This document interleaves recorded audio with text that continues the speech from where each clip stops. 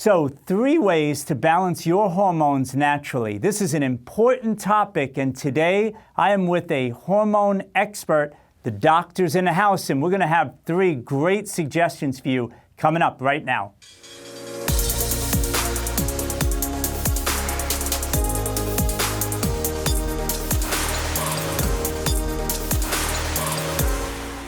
Okay, we're back now with these 3 ways that are going to really help you to balance your hormones naturally. And it's probably going to end up being actually a little bit more than that. Again, I'm with Dr. Moshe Dekel, board-certified OBGYN. Dr. Dekel, thank you so much for being with me. My pleasure. All right, let's just jump right into it. Here's the number 1 way to help balance your hormones naturally. What would that be, Dr. Dekel? The first and the most easiest way to do would be to actually give you the hormones that you need, that are called bioidentical hormone replacement therapy. So for instance, for women who go into the menopause, 2 main hormones are going down, estrogen and progesterone. So you can get drugs out there that mimic to some degree what natural hormones do, but they carry a lot of side effects with them, and I would not recommend it. Okay, and I've had, as Jonathan said, 20 years experience in conventional medicine and now 20 years in holistic medicine. What I prescribe to my patients is natural estrogen and natural progesterone in order to ease the transition into menopause, protect your bones, protect your heart, protect your brain, prevent vaginal dryness, and also get your libido where you want it to be. For men, I do prescribe natural testosterone. Okay, testosterone is very important for men. It declines about 1% to 2% per year from the age of 25 and on. So the majority of men at the age of 60 work on maybe 40, 50, or 30% on what they used to have when they were 20 years of age. So testosterone is important. I explain to them how they take it. You can take it in the form of cream. You can take it in the form as an injection. In addition, I also help them with everything else they need to do in order to transition into what we call andropause, which is really male menopause in a way. So that will take care of their needs as far as testosterone goes. Let's talk a little bit about DHEA. DHEA is an adrenal hormone. It's important for men and women. It's preserves muscle mass, preserves bone. It's anti-cancerous. And it's also very important as part of taking care of stress. You hear a lot about adrenal fatigue in people. Is it generally that DHEA is low, it's high, or could it be either way when someone's experiencing adrenal fatigue? Right. Excellent question. In fact, in the beginning stage of adrenal stress, DHEA would go up. Okay. Then as the adrenal get exhausted, actually DHEA is going to be down. And DHEA declines with age as it is. So if we do nothing, it will decline to the point that we may have some issues with it. So DHEA support is very, very important. Another natural bioidentical hormones that I do prescribe a lot is Armour thyroid, or Naturestoid, or Westroid. Is more different names of naturally derived thyroid hormone from glandular that it comes from animals. That's very important because an epidemic of underactive thyroid is upon us, and a lot of people walk out there with no energy, brain fog, and on and on and on. And the problem is that their blood test may be normal. And they say, you can actually say to your doctor, I read these symptoms are related to low thyroid. And the doctor will say, well, you know what? Your values are normal. You don't need it. Yet, when I assess the situation from a different perspective, and I feel that hormone support is necessary, and I put you on the Armour in addition to supporting the adrenal, very important, you will have a different life.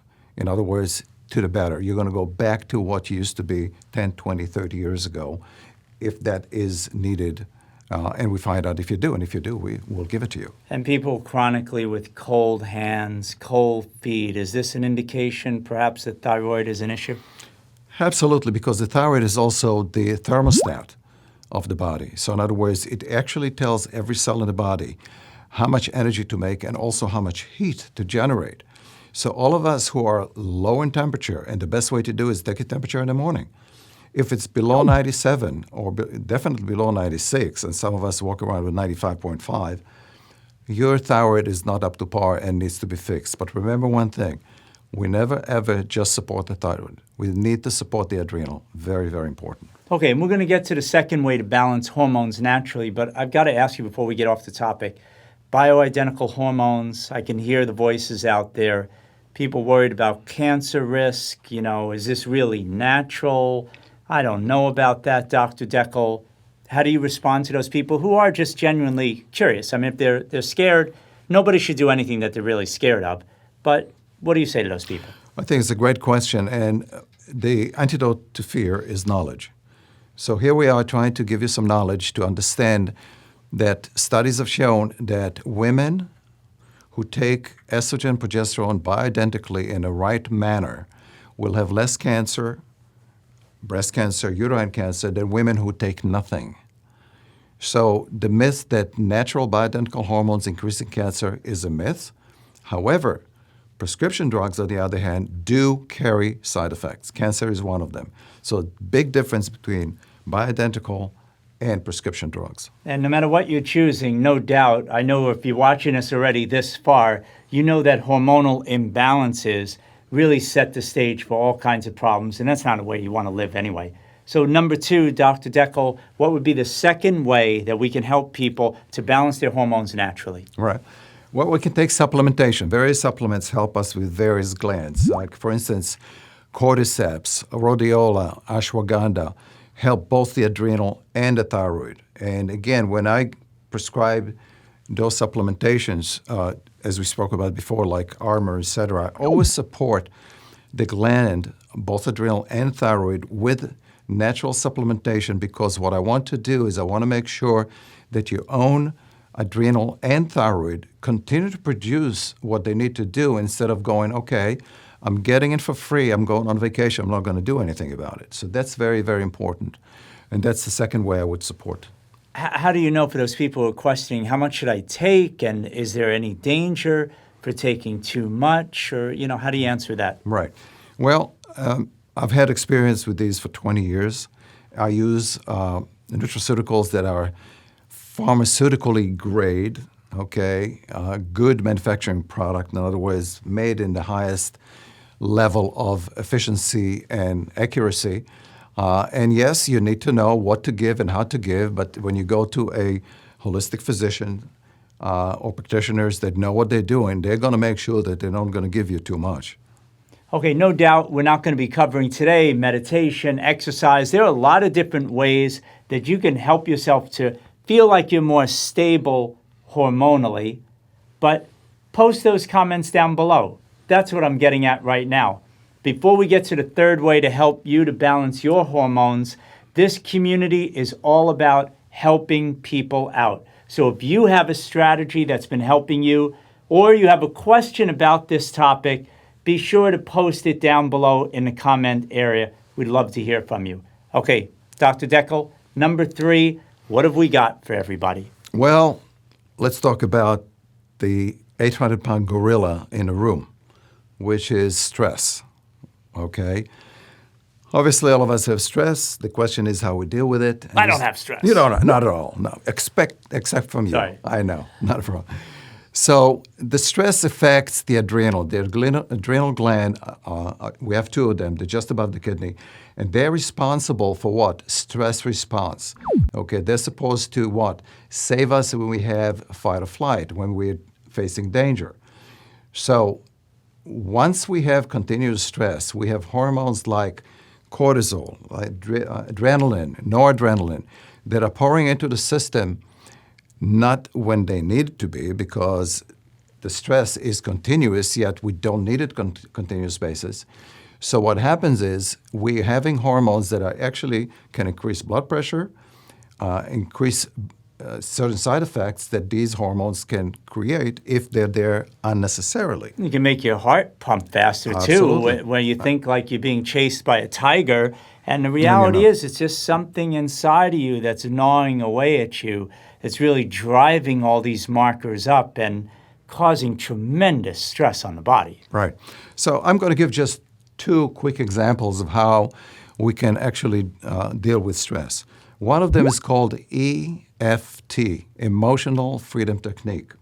Emotional Freedom Technique is actually tapping technique on various points, energetic points, that actually can relieve the stressful situation within 20 seconds.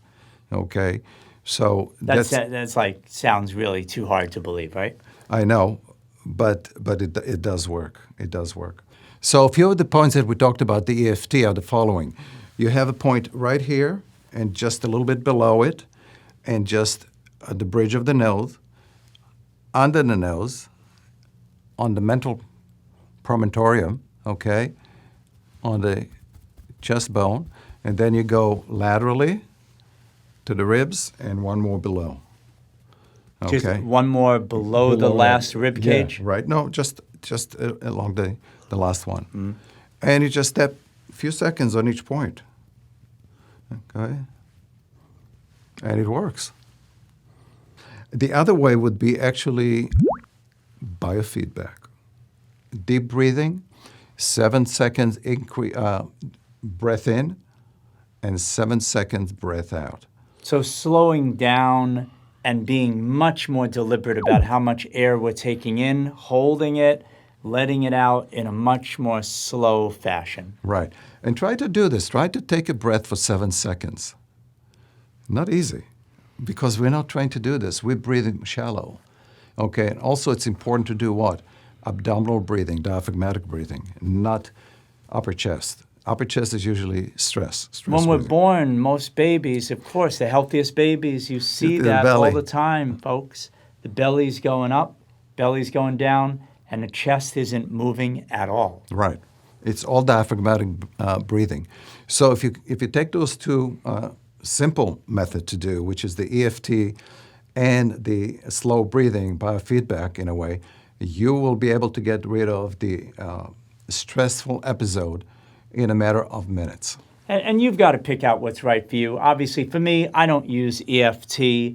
Listening to the doctor here, you have to find what's right for you. I absolutely, over the years, have seen how breathe play, is the way I've learned it in my athletic background, absolutely changes the way you can physically perform day to day. It can slow down your heart rate. It can lower your blood pressure. It absolutely will completely change the way you feel on a nervous system level. If you can slow down your breathing, take that deeper breath in, breathe out, and slow it down, it'll have a great effect on your stress levels, Absolutely. bringing them down, which will obviously help to balance your hormones.